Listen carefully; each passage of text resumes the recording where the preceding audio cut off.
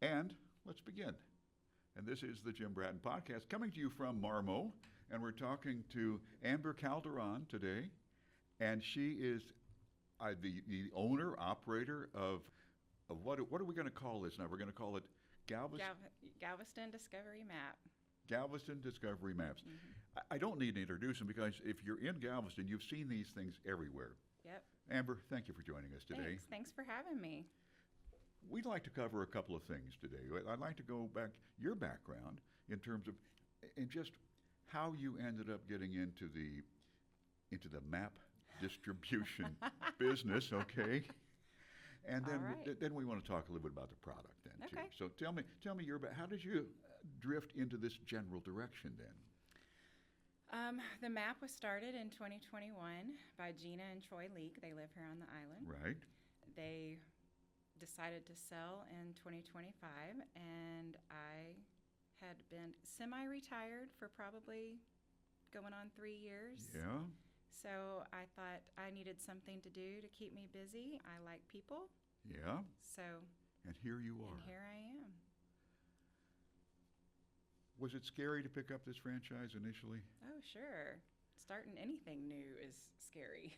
What was your background that led you to this whole, a willingness to do this, number one? Well, first of all, I'm a servant. Right. I worked for my church for 16 years and ran a school, did the whole financial side of it, and then I'm serving the families that are there. So yes. And that's community. Right. Right. Exactly. And then I helped a friend start a business in oil and gas, became his finance controller. I saw that on your resume sketch. We grew it from 3 employees to 50 employees and started in a barn, and within 10 years sold it to an investment group in Houston within 10 years. That's pretty impressive. It's very impressive. He did a great job. Wow. Well, you had to be there helping make it happen. It's got to be. I don't want to spend a lot of time on that, but it's got to be interesting ramping up a company in that short a period of time. Yes.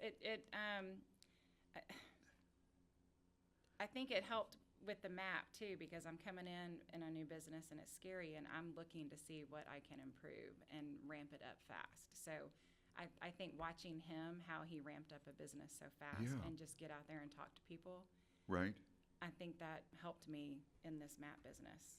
I think you probably had a chance to see some of those growing pains that come with the transition. I mean, that's the kind of stuff that sometimes it takes well over a decade if you ever accomplish it. Yeah. So you acquired. So then after that, I became a grandma. Right. And then decided to just kind of lay low for 3 years. And then the map became available for sale. And I thought, I have the business side down. Right. The whole business financial side of it. Absolutely.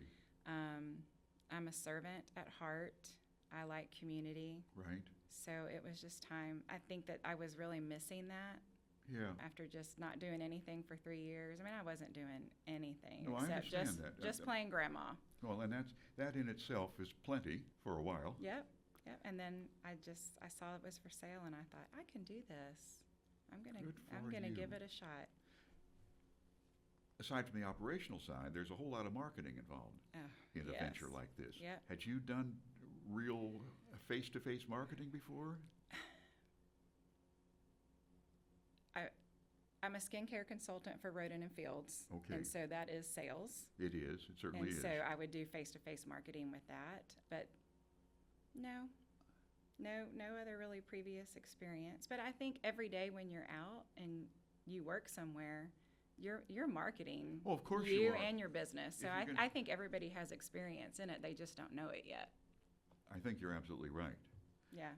So you acquired this business. Mm-hmm. What was it like to go out really door knocking on this kind? I mean, I assume that it's an established, well-known business here on the island. Anybody that's listening to this that's been on the island has seen these maps. Yeah, everybody loves the maps. I actually pick it up and I call it the Astro World map of Galveston because it reminds me of Astro World maps way back in the day. Oh, it certainly does. I mean, it's exactly like the Astro World maps. Yeah, I mean, it's one of my good favorite childhood memories, you know. And so seeing that map, I was like, You can embrace that then. yep, mm-hmm. Tell For me sure. some about, I've seen some of the statistics on the distribution and everything on it. Walk me through how large a distribution you have it, and do you do a one-time run for the season and then distribute? Tell me how it all works. So every January it goes to print. We print 300,000 maps at one time. Yeah. Comes in the end of January on 9 pallets in a huge truck. The pallets are stacked probably 5.5 feet tall. The pallets are as tall as me. And so then distribution starts. And as of not yesterday, but Monday, I think I've distributed like 125,000 maps since February 10th. And just yesterday alone, I did a distribution of 13,600. And today I will do another 13,600. So the distribution is a rolling distribution throughout the entire year. Yeah. And it's usually in the slower months, it'll be once a month. But coming now that we're up on summer, Right, once coming into Memorial season. Day hits, then we will do distribution every other week.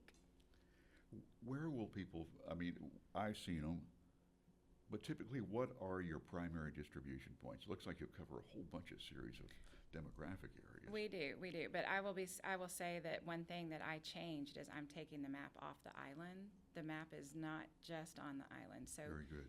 TxDOT, I've mailed cases out to TxDOT travel information centers Yes. that are around Texas coming in at the state line for people to pick them up. Particularly the one in Orange, they love them, and it's the very first piece of literature that they give anybody who asks about Galveston. That's brilliant. Yeah, they absolutely love them. And that is so simple. And then they're in all of the Murdoch's is a great place to pick up a map. Yeah. All the restaurants around town have them. I've seen them in the restaurants. I did not know that you did them at the port of entry to Texas, though. Absolutely, that's important. I'm Yeah. super impressed from a marketing viewpoint. I'm Yeah. super impressed by that. And then there's also a visitor center in Beaumont, the Ben Rogers Visitor Center Right. off of I-10, and it is amazing. I think every Texan should visit that visitor center because everything in there is all Texas. They have a jukebox full of nothing but Texas artists that you can just go play music for free, and they're in there. They're in Galveston County Area Chambers of Commerce, Right. trying to get the maps in people's hands to study it and figure out what they want to do before they get here. I hope you don't mind me drilling into this whole marketing and distribution thing because I'm impressed by how straightforward it is and how effective it is. Now, the next thing, how receptive are these points of interest, if you would, in distributing the maps? Oh, they love them. So you don't have to you don't have to convince anybody. No. I mean, especially the hotels. All the hotels, they run out, they call me and they say, when can you get me another box? They pass them out to everybody. They absolutely love the maps. Do you monitor each station then in terms of, I see you have a bar chart that shows the different types of locations. Yes. Now, how much, do you do a lot of the distribution yourself? I do 100% of the distribution myself. We have a database. Right. And it on my phone, and every time I drop a box of maps off at a particular hotel, I find that hotel in the database, mark how many are there, what day they were delivered. So if anybody questions, well, I don't have a box, I can also go back and look and say, well, I dropped a box off. Yeah. Or I dropped off 800 2 weeks ago, so What happened? they're somewhere. So, look for them. But it also gives me a great idea or data of how many maps are picked up, Yeah. like in a month. So, like last July of 2025,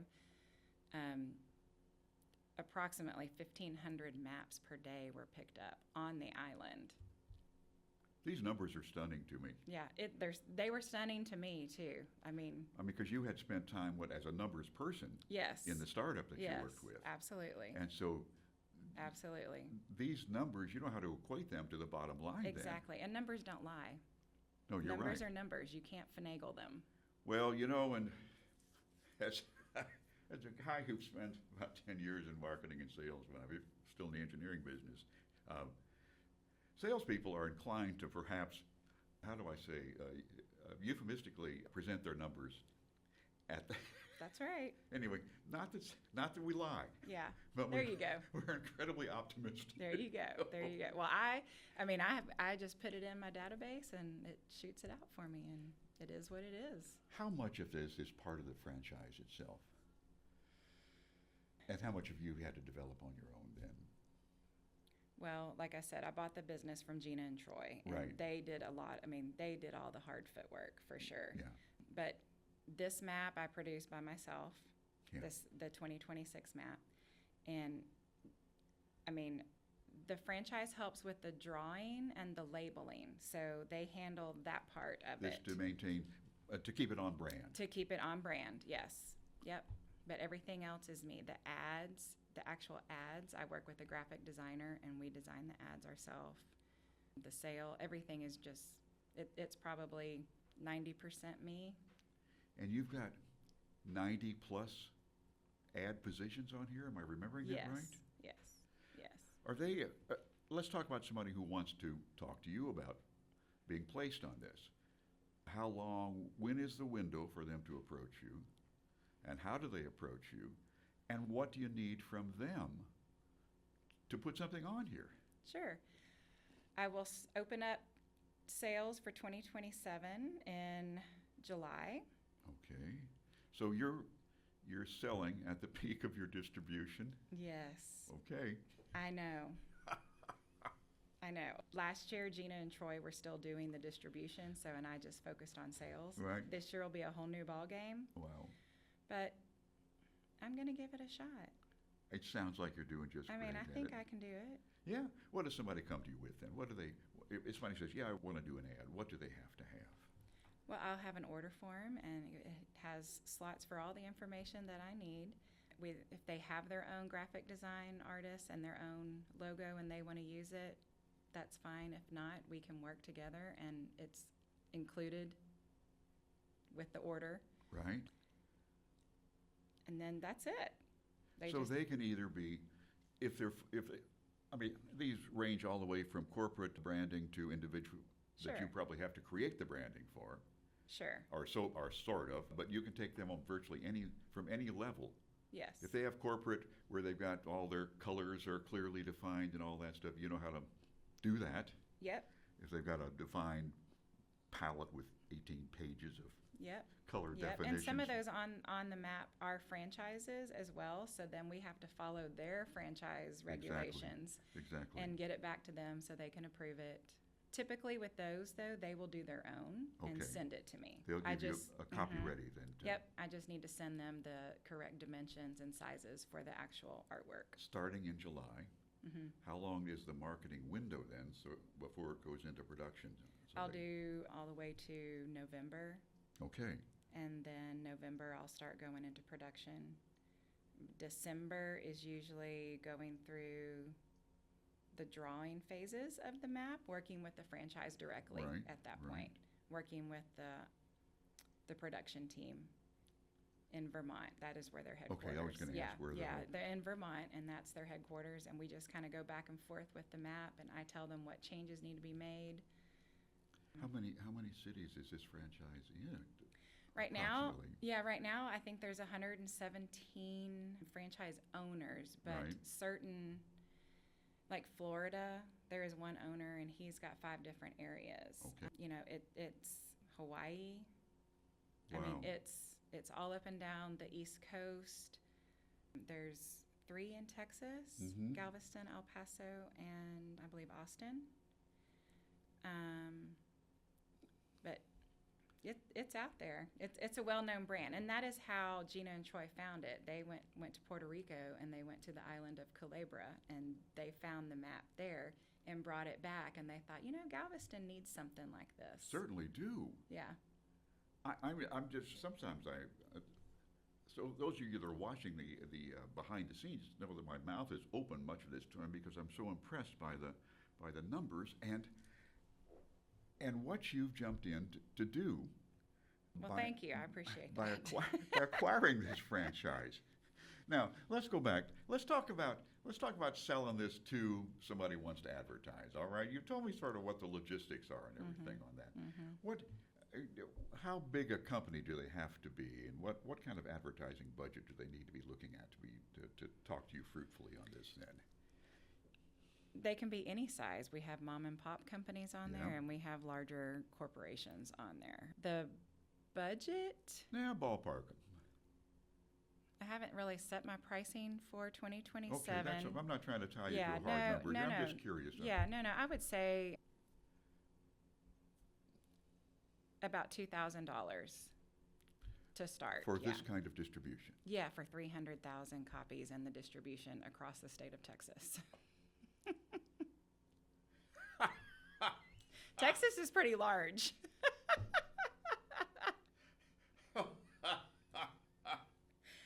You have got a tiger by the tail on this. I'm even more impressed now. All righty. I still want to talk about the people. How does somebody get a hold of you? I mean, what's the methodology for somebody to get a hold of you? I mean, number one, let's talk, first of all, before we talk any more about the clients, that is the people who want to advertise, this thing is also available as an online product. Yeah, in February, the franchise headquarters, they launched an app. So before that, they had a web map. So it was on the web. Right. But now they have launched an app, and the app features every single advertiser that is on the map. It is run by geolocation. So when you download the app and open it, it puts you, the first people that show up are people who are closest to you, like where you're standing. Yeah, that's great. And then on that app, the businesses can go in and claim their business on the app, and then they have a feature that they can go in and put in offers. So they can put, a buy one, get one free, or a $5 off if you spend $50. Can that be dynamic then? Is how if a business elects to participate in the online version, how often can they change their as many times as they want to change their offers? They can change that, and it comes with the map. It's not if they are really? already on there no matter what. Yes, they're already on the web map and the app, both of them. and yes. the map and the web map is dynamic, where they can go on. I mean, special this week, Yes. so they can adjust their marketing to suit what's happening in the market at that time. Yes, on the app they can. Yes, Yeah, for yeah. sure. Yes. It's an interesting combination of long-term of an annual commitment with this thing. I mean, printed and their hard copy. And then we also offer businesses who if they do not want to participate in the map, they can just participate in the app part of Galveston Discovery Map. We've used up some of our time, and I've been full of questions this whole time. Let's just go through a quick review of this. And okay, the map, 90 plus people on that. Yes. With that comes the online version. Yes. Is that on a QR or something on the map as well? Yes. Where anybody? Yep. There's two QR codes, one for the web map and one for the application. And that's geocentric. I mean, Yep. Both of them. and that's dynamic as well. Yes. Or, as an option, somebody can do just The app themselves. Yes. Print and digital work best when used together. They certainly do. I Yep. mean, neither one is a total solution. Nope. But and the fact that you've got experience in doing a business during a time when everything's pretty well hard copy. Yep. What would you say to anybody that wants to advertise on this, and what would be your closing remarks? Oh, goodness. That's all right. Give me your elevator speech. How's that? My elevator pitch? Yes. Okay, suppose Jim Bratton podcast wants to put a presence on here. Could I do that with you? You absolutely could, yes. And what you get with that is you get 300,000 print ads pushed out year-round. Right. And you got me working hard for you, I can tell you that. I'm out there doing it, pushing hard. And my goal is to try to get people to the island and to get people in our community. We've got to get back to tight community and helping one another again. And I think that this map to me that's what it signifies to me. This is, and I'm going to begin to summarize with this. We'll close with your contact information, all of that. And of course, we'll put the contact information will be at the head of this podcast as well, as will the link to those of you that are listening that want to see the behind the scenes to this little. And my contact information is on the map itself, in the key portion of the map. Okay, great. We'll put, like I said, we'll put the click on at the beginning of this podcast then. Thank you very, very much for joining us today, okay? Well, thank you for having me. Amber Calderon. And let me get the name exactly right. It is Discovery, Galveston Discovery Map. That's easy. That's easy. I should be Galveston able to remember Discovery that. Map. Thank you again for joining us, and thank you for listening, and those of you that are watching. And this has been the Jim Bratton Podcast. Thanks again. Thank you. My pleasure. This has been very interesting.